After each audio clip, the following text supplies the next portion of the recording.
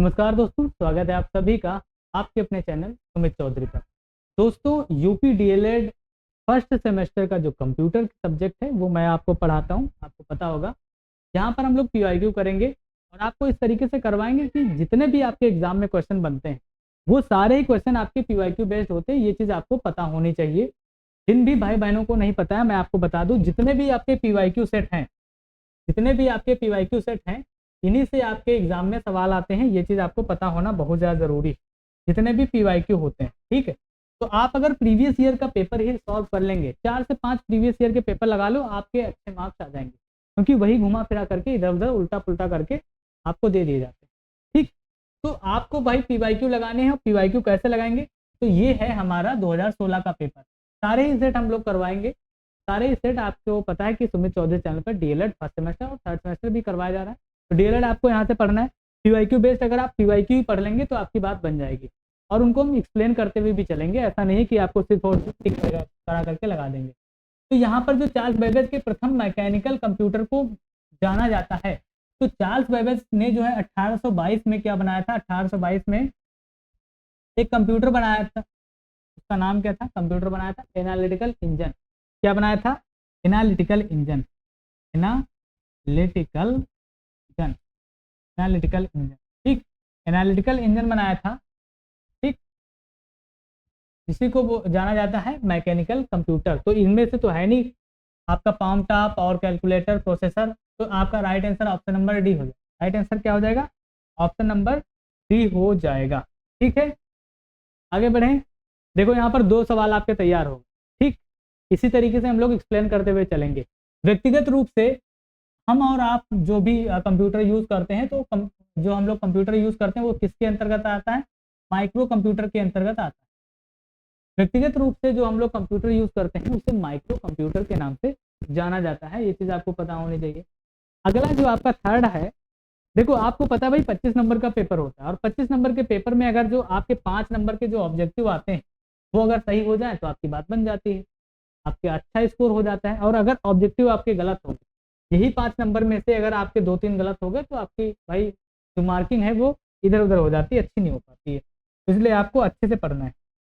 और 25 नंबर वाले जितने भी पेपर होते हैं इसमें आपको सीरियस होकर के पढ़ना होता है, क्योंकि सावधानी हटी दुर्घटना घटी, वो वाली बात यहाँ पर बहुत जल्दी साबित हो जाती भाई। तो वो वाली बात आपको साबित नहीं होने देना है। ठीक है, इसलिए आपको अच्छे से पढ़ाई करना है। देखो भाई, कीबोर्ड में फंक्शन की संख्या होती है। कीबोर्ड में फंक्शन की संख्या अगर हम बताएं तो फंक्शन कीज कितनी होती हैं? फंक्शन कीज कितनी होती हैं? फंक्शन कीज होती हैं F1 से लेकर के F12 तक। F1 से लेकर के F12 तक आपकी फंक्शन कीज होती हैं। तो आपकी 12 फंक्शन कीज होती है। ये चीज आपको पता होना चाहिए। ठीक, उसके बाद अगर हम आगे बात करें तो आउटपुट का माध्यम क्या होता है? आउटपुट का माध्यम क्या होता है? आउटपुट का मतलब जो आपको प्राप्त होता है,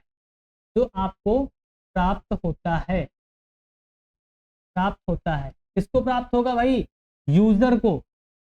यूजर कौन होता है? यूजर जो इसे प्रयोग करता है। जैसे हम और आप अगर कंप्यूटर का यूज कर रहे हैं तो आउटपुट कैसे मिलेगा?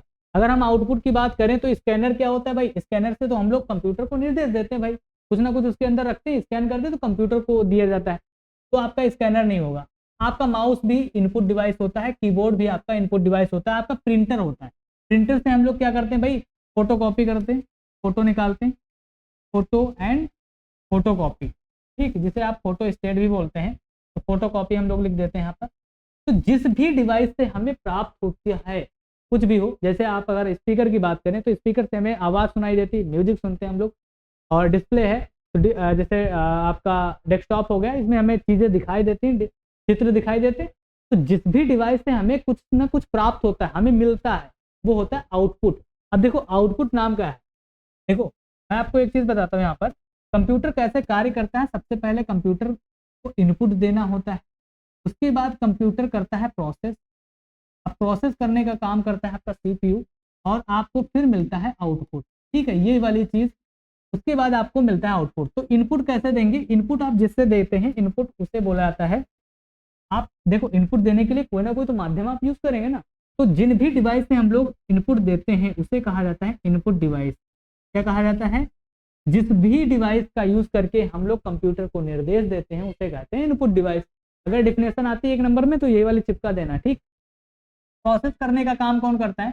प्रोसेस करने का काम करता है सीपीयू, और सीपीयू को कंप्यूटर का दिमाग भी कहा जाता है, मस्तिष्क भी कहा जाता है। ये वाली बात आपको ध्यान रखना है, दिमाग भी कहा जाता है, ये वाली बात। सीपीयू के 3 कंपोनेंट्स होते हैं, उनको हम लोग आगे देख लेंगे, अभी हम लोग इतना यहाँ पर नहीं समझेंगे, ठीक। आउटपुट, जिन डिवाइसेस का यूज करके आपको आउटपुट प्राप्त होता है। ये मैंने क्या लिख दिया, माउस लिख दिया, यहाँ पर क्या लिखना है? Output device. यहाँ पर जिन डिवाइस को प्राप्त करके हमें निष्कर्ष मिलता है उसे कहते हैं आउटपुट डिवाइस, ठीक है। आउटपुट डिवाइस तो कोई ना कोई तो माध्यम होगा, तो जिन माध्यम का हम लोग यूज करके कंप्यूटर को निर्देश देते हैं उन्हें कहते हैं इनपुट डिवाइस। और जो प्रोसेस करता है कंप्यूटर में, जो गणनाएं करने का कार्य करता है, मतलब जो भी प्रोसेस करता है, प्रोसेसिंग जिसको आप लोग बोलते हैं, वो काम करता है आपका सीपीयू। और जिन डिवाइसेस का यूज करके हमें आउटपुट मिलता है, कुछ ना कुछ निष्कर्ष मिलता है, रिजल्ट मिलता है, उसे हम लोग कहते हैं आउटपुट डिवाइस। ये वाली बात आपको समझ में आई? ये वाली बात अगर आपको समझ में आई तो फिर हम आगे बढ़ेंगे। अगला सवाल है आपके सामने, क्या है? कर्सर की मौजूदा स्थिति। जैसे मैंने लिख दिया यहाँ पर सुमित, जैसे मैंने यहाँ पर लिख दिया सुमित, या फिर मैंने डबल टी लिख दिया, 2 बार टी लिख दिया, तो अब आपका कर्सर यहाँ पर है, ये कर्सर आपका है। अब मुझे ये बाएं है, ये क्या है? ये हिस्सा क्या है? बाएं, और ये हो गया दाएं। तो आपसे पूछा गया है, आपसे पूछा है बाएं, ये वाला। तो मुझे अगर ये मिटाना है तो मैं बैक स्पेस का यूज करूंगा। आपको अगर ये हटाना तो मैं बैक स्पेस का यूज करूंगा ना। तो बैक स्पेस जैसे मैं करूंगा तो ये वाला जो कर्सर है, ये वाला कर्सर यहाँ पर आ जाएगा, एक टी हट जाएगा। तो बाएं अक्षर को हटाने के लिए हमें बैक स्पेस का प्रयोग करना होता है। ये वाली बात यहाँ पर क्या हो जाएगा? बैक स्पेस का हमें यूज करना होता है, ठीक है। देखो, अगर आप कंप्यूटर हमारे पीवाईक्यू के सेट ही कर लेंगे तो आपको इतनी मैं नॉलेज दे दूंगा इनसे, इतना मैं आपको अच्छे से एक्सप्लेन कर दूंगा सारी चीज़ें, तो आपको अदर चीज़ें पढ़ने की जरूरत ही नहीं पड़ेगी। आपके अंदर कॉन्फिडेंस आ जाएगा भाई कि आपको 25 में से 24 नंबर लाने से कोई रोक नहीं सकता, कोई माई का लाल नहीं रोक सकता, ठीक। इतना तो कॉन्फिडेंस आपको हो जाएगा। अब देखो, अतिलघु उत्तरी जो है ये 6 नंबर के आपके पूछे जाते हैं, 5 नंबर के ऑब्जेक्टिव, 6 नंबर के ये कितने हो गए? बताओ, गणित मजबूत है ना। 6×5 कितना हो गया? 11। और बाकी के आपके नंबर बताओ, 7 क्वेश्चन 14 नंबर के आपके आते हैं, 2-2 नंबर वाले, ठीक। तो अब देखो यहाँ पर क्या होता है, एनिमेशन क्या होता है? एनिमेशन क्या होता है? एक प्रकार की प्रक्रिया है जिसके अंतर्गत डिजाइनिंग, ड्राइंग और लेआउट बनाया जाता है, फोटोग्राफिक्स के लिए उपयोग किया जाता है। एनिमेशन के मुख्य 2 प्रकार के होते हैं भाई। 2D आपने देखा होगा, 2D 2 डायमेंशन, और 3D। आपने देखा ना कि भाई 2D मूवीज लगती हैं, 3D मूवीज लगती हैं। तो 3D मूवीज में आपने देखा होगा कि बहुत तरह तरह के कई डायरेक्शन से हमें, 3 डायमेंशन से हमें चीज़ें दिखाई जाती हैं। और अभी जो नॉर्मल देखा जाए तो 2D डायमेंशन की चीज़ें होती हैं। जैसे आपने 3D ग्राफिक्स, 2D ग्राफिक्स देखा होगा, तो 2D ग्राफिक्स में क्या है भाई? बहुत ही सिंपल चीज़ें रहती हैं, बहुत ही सिंपल आपका लेआउट रहता है, सिंपल डिज़ाइन रहती है। और 3D में अगर हम बात करें तो 3D में आपने देखा 3 डायमेंशन से आपको चीज़ें दिखाई देती हैं, तो वो थोड़ा अट्रैक्टिव हो जाता है। सबसे पहले 2D आया था, उसके बाद आया आपका 3D। तो इसका उपयोग क्यों करते हैं हम लोग? ग्राफिक्स डिज़ाइन में किया जाता है, ग्राफिक्स डिज़ाइन में। जैसे आपको अगर एनिमेशन की मैंने बात करूँ, तो कार्टून की अगर मैं बात करूँ, तो कार्टून की अगर मैं बात करूँ तो आपने मोटू पतलू देखा होगा भाई, मोटू पतलू। तो मोटू पतलू जो कार्टून है उसमें 3 डायमेंशन से चीज़ें दिखाई जाती है, 3D ग्राफिक्स उसमें देखने को मिलता है। और अगर आपने यूट्यूब पर बहुत सारी ऐसी भी वीडियोस देखी होंगी जिनमें भाई एक कार्टून का पुतला है, वो इस तरीके से चलता है, इस तरीके से आगे बढ़ता है, और इसके अलावा कोई डायरेक्शन ही नहीं। जैसे हाथ उठाना हो तो ऐसे उठा देगा, चलाना तो ऐसे चला देगा। मतलब इस तरीके वाली जो कार्टून देखी है बहुत ही स्लो चलती है, ठीक। उसमें 2 डायमेंशन 2D एनिमेशन आपने देखा होगा, तो इसलिए मैंने आपको एग्जांपल बताया कि आप लोग अच्छे से रिलेट कर। तो 3D जो ग्राफिक्स वाली चीज़ें होती वो आपको सभी को पसंद आता है क्योंकि वो लेटेस्ट है और उसमें ज़्यादा इंगेजिंग कंटेंट बनता है। तो कैसे किया जाता है भाई? एनिमेशन एक प्रकार की प्रोसेस होती है जिसके अंतर्गत डिजाइनिंग की जाती है, ड्राइंग कर सकते हैं आप, और लेआउट बनाया जाता है। ये वाली सारी चीज़ें आपको इसके माध्यम से आप कर सकते हैं, ठीक। उसके बाद अगर हम आगे बढ़ें तो आपका आगे आता है स्पैम किसे कहते हैं। आमतौर पर अवांछित व्यावसायिक संदेश जैसे ईमेल, टेक्स्ट संदेश या इंटरनेट पोस्टिंग बड़ी संख्या में प्राप्तकर्ताओं को भेजे जाते हैं। स्पैमिंग के सबसे बढ़िया मैं आपको बताता हूँ एग्जाम्पल। जैसे अगर ये क्लास लाइव होती अगर ये क्लास लाइव हो रही होती है या फिर आपने देखा होगा जो क्लासेस लाइव होती हैं उसमें कोई लड़का या लड़के की ऐसा होता है कि एक ही मैसेज को बार बार टेक्स्ट में कॉपी पेस्ट करती रहती है, कमेंट बॉक्स में कॉपी पेस्ट करती रहती है। उससे कहते हैं भैया स्पैमिंग मत करो, स्पैम मत करो, कहते हैं ना। तो जो ऐसे मैसेज होते हैं जो हमारे ज़रूरत के मैसेज नहीं होते हैं और वो बार बार भारी संख्या में आते हैं, उसे कहते हैं स्पैम कर। ठीक, देखो आमतौर पर अवांछित मतलब जो हमारे ज़रूरत की चीज़ नहीं है। ठीक, व्यवसायिक संदेश जैसे ईमेल में आपने बहुत सारे ऐसे मैसेज देखे होंगे फालतू के आते रहते हैं, कोई मतलब नहीं, हमारा उनसे कोई लेना देना नहीं भैया, लेकिन वो आते रहते हैं। ठीक, टेक्स्ट संदेश बहुत सारे टेक्स्ट ऐसे आते रहते हैं, जूपी के ले लो, विंजो ले लो, पता नहीं फलाने ढिमकाने, पता नहीं कितने ऐप के आते रहते हैं फालतू के मैसेज, उनका हमारा इससे कोई लेना देना नहीं होता, लेकिन आते हैं भाई, तो हम क्या करते हैं, इग्नोर करते हैं। तो वो वाले मैसेज भाई बड़ी संख्या में स्थानों पर पोस्ट किए जाते हैं, स्पैम कहलाते हैं। इंटरनेट पर लोगों को अवांछित संदेश तथा विज्ञापन बार बार भेजना जिससे लोगों ने अनुरोध नहीं किया है, मतलब हम ऐसी चीज़ें हमें मिल रही हैं जिनका हमने अनुरोध नहीं किया, जिनको हमें नहीं चाहिए, वो चीज़ें अगर आपको दी जा रही हैं तो वो स्पैमिंग के अंतर्गत आ जाता है। तो ऐसी चीज़ें इंटरनेट पर जो बार बार हमें हमारी ज़रूरत के अनुसार ना हो, हमारे ज़रूरत के समझो निगेटिव सेंस में जाएं, जिनकी हमें ज़रूरत नहीं है, वो चीज़ें अगर आपको प्रोवाइड हो रही तो वो स्पैमिंग के अंतर्गत आ जाएगा। ठीक है, अगला सवाल आपके सामने, कंप्यूटर को इंटरनेट से जोड़ने की सहायता, मतलब कंप्यूटर को अगर इंटरनेट से हमें जोड़ना है तो सहायता किसकी लेंगे, मॉडेम की लेते हैं। मैं आपकी एक क्लास लूंगा इंटरनेट की भाई क्लास लूंगा, और उस क्लास में मैं आपको मैं आपको ऐसा स्टोरी बेस्ड चीज़ें समझाऊंगा, प्रैक्टिकल एग्जाम्पल के थ्रू आपको सारी चीज़ें समझ में आ जाएंगी। तो इंटरनेट की क्लास आपके PYQ खत्म होने के बाद में मैं लूंगा, उसमें एक एक छोटी चीज़ें मैं आपको समझा दूंगा, इस तरीके से माइंड मेकअप कर दूंगा कि भाई आपको समझ में, आपका अगर इंटरनेट से कोई भी सवाल आ गया तो आप ऐसे ऐसे बैठोगे, अच्छा सर ने ऐसे बताया था, ऐसे रटा दूंगा। ठीक, तो मॉडेम की सहायता से क्या करते हैं, इंटरनेट को जोड़ने में मॉडेम की सहायता लेते हैं। राउटर का उपयोग भी कंप्यूटर को बिना तार के, आपने देखा होगा जो वाईफाई लगती है उसमें राउटर लगाया जाता है, तो उसका भी प्रयोग कैसे किया जाता है, बिना वायर के इंटरनेट से जोड़ने के लिए हम लोग करते हैं। ठीक, यह एक हार्डवेयर डिवाइस होती है जिसका एक से अधिक नेटवर्क को एक साथ में जोड़कर इंटरनेट चलाने से संबंध होता है। ठीक है, जो भी राउटर आपके घर में लगा होता है तो उससे क्या करते हैं, हम लोग वायरलेस तरीके से एक से ज़्यादा डिवाइसेस को कनेक्ट करके इंटरनेट का लुत्फ उठाते हैं, मज़ा उठाते हैं। कितने लोग इंटरनेट का लुत्फ उठाते हैं और कितने लोग उसका अच्छे तरीके से यूज़ करते हैं, कितने लोग नेगेटिव सेंस में गलत यूज़ करते हैं, मिसयूज़ करते हैं, बताओ। अब तो यहाँ पर सभी लोग कमेंट करेंगे सर मैं तो यूज़ करता हूँ, मैं मिसयूज़ कहाँ करता हूँ या करती हूँ, है ना। वाई मैक्स क्या होता है, देखो वाई मैक्स आपके एग्जाम में कई बार पूछा गया है, तो वाई मैक्स समझ लेना आपके लिए ज़रूरी होता है। एक वायरलेस कम्युनिकेशन होता है, वायरलेस मतलब बिना तार का, वायरलेस का मतलब बिना तार का होता है भाई, बिना तार का होता है। क्या एक का एक मानक है। वाई मैक्स का पूरा नाम वर्ल्ड वाइड इंट्रो क्या है, हाँ, इंट्रो पैराबिलिटी फॉर माइक्रोवेव एक्सेस। ठीक है, समझ रहे हो, फुल फॉर्म भी कभी कभी पूछ लेता है आपसे। तो वर्ल्ड वाइड इंट्रो, बताओ, वर्ल्ड वाइड मेरे साथ में बोलो, world wide intro probability for क्या हो जाएगा, माइक्रोवेव एक्सेस। तो आपके एग्जाम में कई बार इसकी फुल फॉर्म भी पूछता है, तो भैया पढ़ लेना अच्छे तरीके से जो भी चीज़ें यहाँ पर लिखी। मैं आपको ये जो सीरीज हो जाएगी उसके बाद मैं आपको कुछ जो इंपॉर्टेंट चीज़ें हैं उन पर मैं एक क्लास पूरा डेडिकेटेड क्लास में बना दूंगा, तो वो आपके लिए ज़रूरी होगा। मेट्रोपॉलिटन एरिया नेटवर्क जिसको आप मैन बोलते हैं, ये जो नेटवर्क के प्रकार होते हैं जैसे आपने पढ़ा वो पैन, लैन, मैन, वैन, ये सब सारी चीज़ें मैं आपको पढ़ाऊंगा, तो इसके लिए परेशान नहीं होना है। तो इनको बनाने के लिए खास रूप से तैयार किया गया है, वाई मैक्स से समान ही होता है। ये जो है वाईफाई के, अच्छा वाईफाई का फुल फॉर्म कितने लोग जानते हैं, वाईफाई का फुल फॉर्म बताओ भाई। वाईफाई का फुल फॉर्म आपको बताना है कि वाईफाई के समान ही होता है, वायरलेस होता है। ठीक, लेकिन इसमें कनेक्ट होने वाले डिवाइस और इसकी रेंज वाईफाई से कहीं ज़्यादा होती है।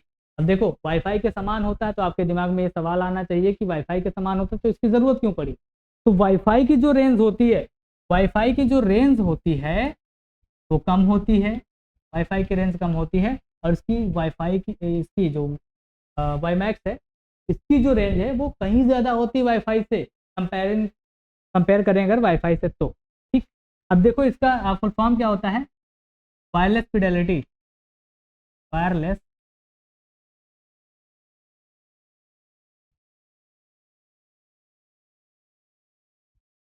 Wireless Fidelity. ठीक, ये वाईफाई का फुल फॉर्म होता है। कितने लोगों को पता था? मुझे पता है, पढ़ते नहीं हो यार आप लोग। आपको ऐसा लगता है ना कि कंप्यूटर सब्जेक्ट है यार, एक रात पढ़ लेंगे, एक दिन पढ़ लेंगे। भैया कंप्यूटर में अच्छे अच्छे गोल हो जाते हैं, निपट जाते हैं अच्छे अच्छे लोग, तो इसलिए हल्के में बिल्कुल नहीं लेना है। कंप्यूटर का सॉफ्टवेयर पेज मेकर किस ऑपरेटिंग सिस्टम से संबंध रखता है? अब देखो, ऑपरेटिंग सिस्टम से सवाल है, ऑपरेटिंग सिस्टम से एक सवाल आने आना है, कम से कम 2 नंबर, ज़्यादा से ज़्यादा 3 नंबर, और मतलब कम से कम 1 नंबर मान लो, ज़्यादा से ज़्यादा 2-3 नंबर का आते जाता है। ठीक, एक ऐसा सॉफ्टवेयर है, page maker Windows operating system है, क्योंकि हम सभी लोग विंडो ऑपरेटिंग सिस्टम यूज़ करते हैं। विंडो ऑपरेटिंग सिस्टम जो है यूज़र फ्रेंडली होता है, बहुत ही आसान होता है भैया, इसको बच्चा भी चला लेता है, 2-4 दिन चलाए तो सीख जाता है, इतना ईजी इसका इंटरफेस होता है। ठीक, ऑपरेटिंग सिस्टम से संबंध रखता है। पेज मेकर एक डेस्कटॉप पब्लिशिंग सॉफ्टवेयर है, इसका इस्तेमाल ऐसे डॉक्यूमेंट्स को डिजाइन और बनाने के लिए किया जाता है जिन्हें प्रिंट कर सकते हैं। पेज मेकर का उपयोग मुख्य रूप से ग्राफिक्स से संबंधित कार्यों को करने में, डिजाइन करने में किया जाता है। अब सबसे बढ़िया इसका मैं एग्जांपल देता हूँ। आपके घर में जो शादी होती है, तो शादी का जो कार्ड डिजाइन किया जाता है, किससे किया जाता है? पेज मेकर से। पेज मेकर से मैक्सिमम लोग डिजाइन करते हैं। अब ऐसा नहीं कि सभी लोग इसी का यूज करते हैं, मैक्सिमम लोग जो है शादी का कार्ड बनाने के लिए इसका यूज करते हैं, क्योंकि ये बढ़िया इजी होता है और बढ़िया अच्छे अच्छे फीचर है इसके अंदर। तो ये बहुत पुराना भी है, तो आपको पता होगा ओल्ड इज गोल्ड। लेकिन इसका मतलब ये नहीं जो नए आए हैं उनमें फीचर जो खराब है, ऐसा नहीं है। लेकिन मैक्सिमम लोग इसका जो ग्राफिक्स बनाने में यूज करते हैं पेज मेकर का। ठीक है, विंडोज डेस्कटॉप पर किसके द्वारा विभिन्न एप्लीकेशन और डॉक्यूमेंट्स को दर्शाते हैं? बताओ, विंडोज पर किसके द्वारा विभिन्न एप्लीकेशन और डॉक्यूमेंट्स को दर्शाते हैं? तो विंडो पर डेस्कटॉप पर जो आइकन द्वारा विभिन्न एप्लीकेशन और डॉक्यूमेंट्स को दर्शाते हैं। आइकन क्या होता है भाई? आइकन एक छोटा सा डिब्बा होता है, एक बॉक्स होता है, मैं दिखाता हूँ आपको। ये देखो, ये क्या है? ये क्या है? ये छोटा छोटा आइकन है। ये क्या है भाई? इसको बोलते हैं आइकन। क्या बोलते हैं? आइकन। ये आइकन हो गया। ये सारे क्या हैं? ये सारे आइकन हैं, छोटे छोटे जो आपको दिख रहे हैं, सारे ही आइकन हैं। दिखाई दे रहा है ना? तो इसे ही बोलते हैं आइकन। ठीक, समझ में आया? बहुत बढ़िया। एक छोटा ग्राफिकल प्रतिनिधित्व होता है भाई फाइल या प्रोग्राम को, जो भी यहाँ पर सॉफ्टवेयर है उसका छोटा सा एक बॉक्स है, वो क्या प्रतिनिधित्व कर रहा है, किसको दर्शा रहा है? उस पर्टिकुलर सॉफ्टवेयर का एक छोटा सा आइकन है जो कि बता रहा है कि ये वाला सॉफ्टवेयर पर्टिकुलर यहाँ पर है। ठीक, उसके बाद अगला है, अब देखो लघु उत्तरी, यहाँ पर 7 सवाल मिलेंगे आपको, 7 गुणे 2 बराबर 14। 14 नंबर यहाँ पर आपको देखने को मिलेंगे। 14 नंबर का हिसाब किताब इधर है आपका। अब देखो, माइक्रोसॉफ्ट विंडोज में एक्सप्लोरर क्या है? अभी एक्सप्लोरर क्या होता है?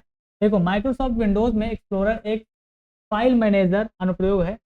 जब भी आप फोन लेते हैं तो फोन में नहीं होता है माई फाइल या फाइल मैनेजर, तो वही उसी तरीके से क्या है यहाँ पर फाइल एक्सप्लोरर, जो कि माई कंप्यूटर मतलब कंप्यूटर से जुड़ी हुई चीजें यहाँ पर रखी जाती हैं। विंडोज 95 के बाद माइक्रोसॉफ्ट विंडो के ऑपरेटिंग सिस्टम के रिलीज के साथ शामिल किया गया था। मतलब जो विंडोज 95 है उसके बाद जो भी विंडो आई है, तो उसमें जो है फाइल एक्सप्लोरर एक रख दिया गया, उसमें शामिल कर दिया गया है, जिसके अंतर्गत आप लोग देखते हैं ना माई कंप्यूटर, माई पीसी। ठीक, तो वो सारी चीजें इसके अंतर्गत आपको देखने को मिलती हैं। विंडोज एक्सप्लोरर जो है विंडो में बना एक एप्लीकेशन प्रोग्राम है जिसका प्रयोग कंप्यूटर को एक्सप्लोर करने के लिए किया जाता है। अर्थात विंडो एक्सप्लोरर का प्रयोग कंप्यूटर की ड्राइव, जैसे मैंने आपको बताया ना, आप खोलते हैं दिस पीसी, जैसे मैं यहाँ पर बात करूँ, मैंने यहाँ पर माई कंप्यूटर है, माई कंप्यूटर मैंने ओपन कर लिया, तो ये सारी हमारी क्या है ड्राइव दिख रही है आपको। ये जो ड्राइव आपको दिख रही है यही क्या है, इसी के लिए इसका यूज किया जाता है।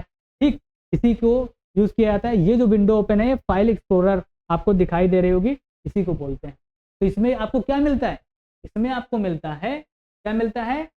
ड्राइव मिलती है। इसमें यहाँ पर देखो लिखा भी, कंप्यूटर की ड्राइव में डायरेक्टरीज तथा फाइलों को देखने और व्यवस्थित करने के लिए किया जाता है। ठीक है, समझ में आई बात? समझ में आई तो बहुत बढ़िया। आगे बढ़ेंगे। स्क्रॉल बार की उपयोगिता लिखिए। स्क्रॉल बार की उपयोगिता क्या होती है? स्क्रॉल बार की उपयोगिता निम्न है। दस्तावेज, वेब पेज और सूचियों जैसी लंबी सामग्री के माध्यम से नेविगेट करने के लिए स्क्रॉल बार आवश्यक है। इसका मैं आपको एग्जांपल दिखाता हूँ तुरंत। ठीक, एग्जांपल दिखाता हूँ आपको। देखो यहाँ पर स्क्रॉल बार होता क्या है। स्क्रॉल बार क्या होता है? ये वाला, ये जो एरिया आपको दिख रहा है यहाँ पर, ये देखो, ये एरिया जो दिख रहा है, ये जो बॉक्स डिब्बा है ना, छोटा सा डंडा टाइप से, ये वाला तो बोलते हैं स्क्रॉल बार। क्या बोलते हैं? स्क्रॉल बार तो बोलते हैं स्क्रॉल बार। ये होता है आपका स्क्रॉल बार। अब देखो ये काम कैसे करेगा। अब जैसे यहाँ पर बहुत सारी फाइल, किसी भी फोल्डर में बहुत सारी फाइल हो सकती है, ये बहुत सारी फाइल पड़ी हुई है। अब मुझे नीचे जाना है स्क्रॉल करके, तो मैं इस पर ऐसे टाइप करूंगा और फिर ऐसे नीचे जाऊंगा, तो ये हमारे सामने इस तरीके से बाकी इधर जो नीचे थे पड़े डॉक्यूमेंट्स या फाइल, वो हमें दिखाई देंगे। समझ में आया किस तरीके से हम लोग इसका यूज करते हैं? ये होता है आपका स्क्रॉल बार। ठीक, बताओ भाई, आगे बढ़े। चलो भाई, तो आपको ये चीज पता चली भाई स्क्रॉल बार क्या होता है। नंबर 2 यहाँ पर लिखा हुआ है, स्क्रॉल बार विंडो में प्रयोग होने वाला एक महत्वपूर्ण GUI कंपोनेंट है, मतलब ग्राफिकल यूजर इंटरफेस है, जो एक लॉन्ग स्ट्रिप होती है। लॉन्ग स्ट्रिप वही वाली, ये वाली लॉन्ग स्ट्रिप होती है, जो यूजर को किन्हीं दो वैल्यूज के बीच सिलेक्शन प्रोवाइड करने के लिए प्रयोग की जाती है। समझ में आई बात? चलो भाई आगे देखेंगे। ऑपरेटिंग सिस्टम को समझाइए। ऑपरेटिंग सिस्टम क्या होता है? यूजर और हार्डवेयर के मध्य एक बिचौलिए का काम करता है, इंटरफेस होता है यूजर और हार्डवेयर के बीच। इसके ऊपर भी मैं एक कंप्लीट वीडियो लेकर आऊंगा, जिसमें मैं आपको बढ़िया एग्जांपल के तरीके से समझाऊंगा। लेकिन जो आपके एग्जाम में लिखना है वो आपको इसी तरीके से डेटा लिखना होगा। मैं समझा दूंगा, आप अपने हिसाब से लिख लीजिए। ठीक, ऑपरेटिंग सिस्टम एक सॉफ्टवेयर होता है जो किसी कंप्यूटर या मोबाइल डिवाइस की बेहतर प्रदर्शन और संचालन को संभालता है। यह यूजर्स और हार्डवेयर के बीच कंप्यूटर संचालन को सुचारू रूप से संचालित करने में मदद करता है, जैसे कि file management, memory management, network connectivity इत्यादि। जो भी आप लोग फोन यूज कर रहे हैं, आप लोग फोन यूज कर रहे हैं एंड्रॉइड का, राइट? आप लोग फोन यूज कर रहे हैं एंड्रॉइड का। आप लोग एंड्रॉइड जो भी यूज कर रहे हैं, आपको पता होना चाहिए कब आया था? 2007 में आया था। एंड्रॉइड किसका प्रोडक्ट है? ये आपको पता होना चाहिए, गूगल का है। ठीक, ये चीज़ आपको पता होनी चाहिए। अब अगर मैं आपको बात बताऊं कि ऑपरेटिंग सिस्टम होता क्या है, जो भी आप लोग फ़ोन में एंड्रॉइड यूज़ कर रहे हैं, एंड्रॉइड क्या है? एक ऑपरेटिंग ओएस है। क्या है? ऑपरेटिंग सिस्टम है। लैपटॉप में आप यूज़ कर रहे हैं window 10, window 8, window 7, window 9, window 9, window 8, window 7 और क्या? Window 10, window 11। तो ये जो आप लोग विंडो यूज़ कर रहे हैं, ये क्या है? ऑपरेटिंग सिस्टम है। ठीक, ऑपरेटिंग सिस्टम मदद करता है यूज़र को एक बढ़िया यूज़र को एक बढ़िया सरल तरीके से इंटरफेस प्रोवाइड करता है, जिससे जो यूज़र है आसानी से उसका यूज़ कर सके। इस पर मैं एक कंप्लीट वीडियो लेकर आऊँगा, उसमें ज़्यादा आपको बेहतर समझ में आएगा। लेकिन आपके एग्जाम के लिए ये वाली जो चीज़ें लिखी हैं, ये आपको समझना ज़रूरी है। ठीक, तो यूज़र और हार्डवेयर के मध्य की एक इकाई होती है ऑपरेटिंग सिस्टम। ये क्या करता है? हमें एक बेहतर प्रदर्शन करने के लिए, चलाने के लिए संभालता है, और यूज़र और हार्डवेयर के बीच कंप्यूटर संचालन को सुचारू रूप से संचालित करने में मदद करता है। ये वाली बात आपको समझ। उसके बाद कंप्यूटर में कंट्रोल की के कार्य क्या है? कंट्रोल की आपने देखा है ना, कंट्रोल CTRL क्या लिखा होता है? CTRL, ये वाली, इसका काम क्या होता है? देखो, कीबोर्ड पर कंट्रोल की ऐसी कुंजी है जिससे अन्य की के साथ संयोजन में दबाकर उपयोग किया जाता है। कंट्रोल की के कार्य क्या है? कीबोर्ड पर कंट्रोल की के साथ अन्य कुंजी की दबाने पर यह द्वितीय कार्य करने में सक्षम हो जाते हैं। आपने देखा होगा कि कंट्रोल, मुझे कॉपी करना है, मुझे फाइल को कॉपी करना है, तो मैं कंट्रोल+C दबाता हूँ। मतलब सिंगल कंट्रोल का यहाँ पर कोई मतलब नहीं, कंट्रोल के साथ में दूसरी की का यूज करके आप एक्टिविटी करेंगे। ठीक, तो कंट्रोल+C आपका कॉपी होता है, कंट्रोल+X कट हो जाता है आपका, कंट्रोल+V चिपकाना, यहाँ पर पेस्ट होता है। क्या मतलब होता है इसका? आपको पता होगा, इंग्लिश में इसको बोलते हैं पेस्ट, पेस्ट करना, पेस्ट होता है। कंट्रोल+U रेखांकित, मतलब अंडरलाइन करना। क्या? अंडरलाइन करना, अंडरलाइन। आपने कोई भी वर्ड लिखा है, उसके ऊपर आप कंट्रोल+U कर देंगे तो वो अंडरलाइन हो जाएगा। सारी चीजें बताऊं, मैं आपको दिखाऊं? बताओ, मैं आपको दिखाऊं कि नहीं? चलो मैं आपको दिखा दूं।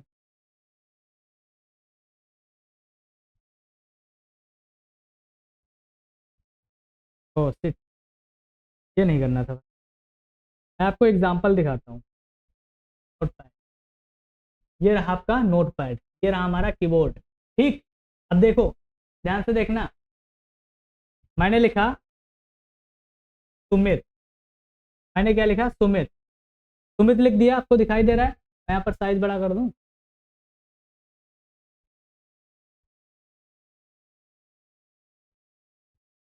मैंने यहाँ पर साइज बड़ा कर दिया। अब देखो यहाँ पर मुझे क्या करना है, कंट्रोल सी करना है। तो पहले मैं इसको सेलेक्ट कर लूँ, तो मैंने सेलेक्ट कर लिया, एक साथ में आप सेलेक्ट कर लेंगे। उसके बाद कंट्रोल सी दबाएंगे, कंट्रोल और सी, ये रहा सी, मैंने कंट्रोल सी दबा दिया, कॉपी हो गया होगा। मुझे चेक करना, मुझे यहाँ पर पेस्ट करना है, तो मुझे अब कंट्रोल वी दबाना होगा, कंट्रोल वी मैंने दबाया, ये पेस्ट हो गया। कंट्रोल सी से कॉपी होता है, कंट्रोल वी से पेस्ट हो गया, मतलब चिपक गया, दूसरी जगह चिपका दिया मैंने।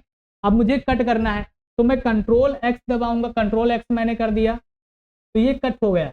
लेकिन अब देखो, या तो आपको कट करना है, देखो कट और कॉपी में मैं आपको अंतर बताता हूँ। कंट्रोल एक्स मैंने कर दिया, कट हो गया, लेकिन उसके लिए आपको सेलेक्ट करना होगा।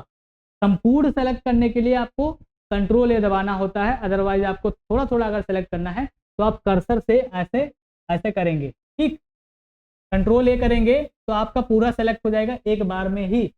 ये वाली बात आपको समझ में आनी चाहिए। दूसरी बात मैं जो आपको बता रहा था कि कंट्रोल सी और कंट्रोल एक्स में अंतर क्या होता है, कट और कॉपी में अंतर क्या होता है। सपोज करूं मैंने यहाँ पर सेलेक्ट कर लिया है, कंट्रोल सी मैंने कर लिया, छोटा पड़ गया मेरा हाथ, देखो छोटा पड़ गया भाई। मैंने कंट्रोल सी कर लिया, कॉपी कर लिया। अब मैं जहां पर भी कर्सर को ले जाऊंगा वहां पर क्या होगा, रुको रुको रुको रुको, मिस्टेक हो गई थोड़ी सी। यहाँ पर मैं क्या करूंगा, कंट्रोल सी कर लिया, और मैंने यहाँ पर क्या कर लिया, कर्सर ले लिया, और मैं कंट्रोल भी करूंगा तो ये पेस्ट हो जाएगा। जब मैंने कॉपी किया सेलेक्ट करके, तो वो जो वर्ड था वो एज इट इज वहीं पर रहा, लेकिन कंट्रोल एक्स जब हम करेंगे, कट करेंगे, तो कट करेंगे तो वो हट जाएगा वहां से, लेकिन आपका पेस्ट होता रहेगा। आप पेस्ट कर सकते हैं, जैसे देखो मुझे ये करना है, अगर मैं कॉपी करूंगा तो ये यहाँ पर रहेगा, उसके बाद भी मैं चाहूँ तो कहीं पर भी उसको पेस्ट कर सकता हूँ। लेकिन कंट्रोल एक्स मैं करूंगा तो यहाँ से हट जाएगा, लेकिन इसको भी हम चिपका सकते हैं, मतलब पेस्ट कर सकते हैं। देखो पेस्ट कर रहे हैं ना, पेस्ट कर सकते हैं ना, तो कंट्रोल सी और एक्स में यही फर्क होता है। ये वाली बात आपको समझ में आई होगी। चलो आगे बढ़ेंगे, अगला देखते हैं। देखो रैम रोम का पूरा नाम क्या है, रैम और रोम। मेमोरी में आपको अच्छे तरीके से पढ़ाऊंगा, मेमोरी तो आपको परेशान नहीं होना है। पीवाईक्यू जो है आपको एक अंदाजा लगना चाहिए कि किस तरीके से आपके एग्जाम में सवाल आते हैं।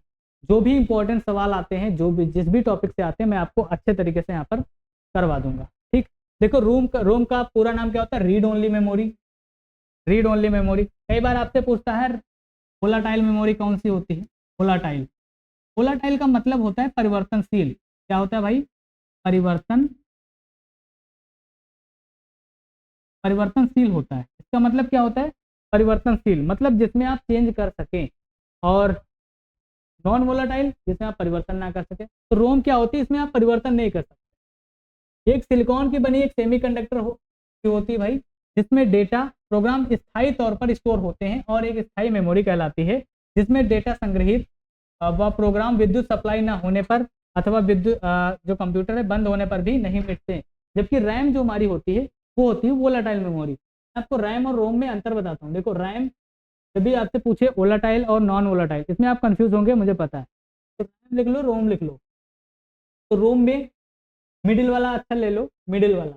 तो वोलाटाइल आपको देखना है, तो इसको देखो, ओ को उल्टा करोगे तो सेम ओ ही रहेगा, लेकिन रैम में अगर हम ए को उल्टा कर देंगे तो कुछ इस तरीके से आ जाएगा। तो ये वाली जब देखो वी आ गया, वी के शेप में पहुंच गया, तो अब आपको ध्यान रखना है कि जो वी से क्या होता है वोलाटाइल, तो वोलाटाइल कौन हो जाएगी, रैम आपकी वोलाटाइल। परिवर्तनशील, आपने देखा होगा कि आप कोई भी सिस्टम में काम करते हैं, अगर इन्वर्टर नहीं लगा है या फिर उसका हमने लगा नहीं रखा बैकअप के लिए कुछ भी, ठीक, तो लाइट चली गई, आप जो भी काम कर रहे थे तुरंत चला जाता है, तो वो सारे कार्य कहाँ पर होते हैं, रैम में। अगर आप सेव कर देंगे तो आपकी जो सेकेंडरी मेमोरी होती है, जो हार्ड डिस्क लगी होगी या एसएसडी लगी होगी, उसमें सेव हो जाएगा। वो सारी चीज़ें मैं आपको समझाऊंगा इतना ज़्यादा आप ना समझो, दिमाग पर लोड नहीं डालो, उससे दिक्कत हो जाएगी। ठीक, तो ये वाली बात आपको समझ में आनी चाहिए। अगला सवाल आपके सामने है इंकजेट और लेजर प्रिंटर। ये प्रिंटर से देखो एक सवाल आता ही आता है। तो इंकजेट प्रिंटर क्या होता है? कागज पर स्याही जेट करके हार्ड कॉपी तैयार करता है। लेजर प्रिंटर क्या होता है? लेजर और इलेक्ट्रिकल चार्ज मॉडल के माध्यम से आउटपुट प्रदान करता है। तो ये आप लोग पढ़ लेना। टेलीग्राम पर आपको इस पीडीएफ मिल जाएगी, टेलीग्राम पर आपको पीडीएफ मिल जाएगी, तो कंप्लीट पीडीएफ आपको मिल जाएगी, वहाँ से जाकर के पढ़ लेना। ठीक, और जो भी थ्योरी की क्लास होगी आपके कंप्यूटर की, वो मैं आपको कराते रहूँ। ठीक, उसके बाद क्या है, यह लेजर प्रिंटर की तुलना में किफ़ायती होता है। क्या महंगा होता है? ये सस्ता होता है और लेजर प्रिंटर थोड़ा महंगा होता है।